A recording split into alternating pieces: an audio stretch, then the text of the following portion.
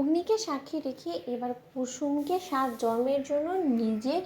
জীবনের সঙ্গে বেঁধে ফেলা আয়ুষ। বন্ধুরা ভিডিওতে লাইক দিয়ে দেখতে থাকুন। যে মুহূর্তে কিনা আয়ুষ কুসুমকে সঙ্গে করে নিয়ে এক পর্যায়ে অগ্নিকে সাক্ষী রেখে তখন কিনা 7 পাক ঘুরে কুসুমের স্মৃতি সিঁদুর পরিয়ে দেয়। অন্যদিকে ইন্দ্রাণী গাঙ্গুলি যখন তন্ন তন্ন করে গোটা বাড়ি শুধু সমস্ত লোকেদেরকে জড়ো করেও যখন আয়ুষ কোথায় এবং কুসুম কোথায় সেই সম্পর্কে কোনোরকম কোনো না তথ্য পাওয়াতে ইন্দ্রাণী গাঙ্গুলি বলতে থাকে যে কী ব্যাপার, গেল কোথায়। ঠিক সেই সময় দেবলীনা যখন বলতে থাকে যে আন্টি তুমি নিশ্চয়ই এটা ভাবছো যে তোমার আদরের নয়নের মুনি, তোমার আদরের ছেলে আয়ুষ্মান গাঙ্গুলি এই মুহূর্তে কোথায় আছে। জানো তো আমার কাছে এই ইনফরমেশনটা আছে এবং এমন একটা ইনফরমেশন আছে যেটা শোনা মাত্রই না তুমি রীতিমতো ধাঁধা লেগে যাবে। তুমি নিশ্চয়ই এটা ভাবছো যে তোমার ছেলে এই মুহূর্তে কোথায় আছে, তাই তো তোমাকে আমি একটা ছোট্ট একটা জিনিস দেখাই। ঠিক সেই সময় ইন্দ্রাণী গাঙ্গুলিকে যখন কিনা আয়ুষ এবং কুসুমের মন্দিরে বিয়ে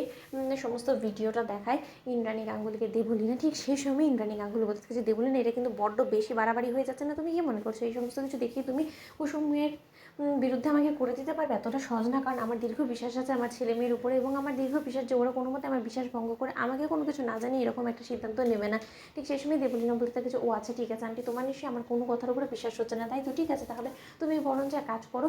মন্দিরে যাও, সেখানে গিয়ে শঙ্কর কাকাও সেখানে উপস্থিত আছে, তুমি ওই ড্রাইভার শঙ্করকে বরঞ্চ জিজ্ঞেস করে না যে তার মেয়ে এই মুহূর্তে ঠিক কী করছে এবং সেই বা মন্দিরে কী করছে। ঠিক সেই সময় ইন্দ্রাণী গাঙ্গুলি যখন বলতে থাকে যে আমি এক্ষুনি একবার যাবো, যদি তোমার কথা কোনো রকম কোনো মিথ্যে প্রমাণিত হয় দেবলীনা তাহলে তোমার কপালে অশেষ দুঃখ আছে। ঠিক সেই সময় ইন্দ্রাণী গাঙ্গুলি যখন দৌড়ে ছুটে যায় এবং ততক্ষণে যখন কিনা আয়ুষ কুসুমের সিঁথিতে সিঁদুর পরিয়ে দেয় এবং সেই সময় ইন্দ্রাণী গাঙ্গুলি যখন মন্দিরে যাওয়া মাত্রই দেখতে পায় এই সমস্ত দৃশ্য, তখন দেবলীনা হাসতে থাকে এবং দেবলীনা বলতে থাকে যে কি আন্টি কেমন চমক দেখালাম বলো তো, তোমার ছেলের তো রীতিমতো তোরে সহ্য না যে কতক্ষণে ও এই কাজের মেয়েটাকে বাড়ির বউ করে বাড়িতে নিয়ে যাবে এবং তোমার ছেলে রীতিমতো তোমার বিরুদ্ধে গিয়ে তোমার কোনো রকম কোনো অনুমতি ছাড়াই রীতিমতো এই মেয়েটাকে বিয়ে করে ফেলেছে। এবার তুমি কী করবে বলো তো আন্টি, তুমি তো এত বড় বড় চ্যাটাস চ্যাটাস কথা বলে তুমি ব্রেসে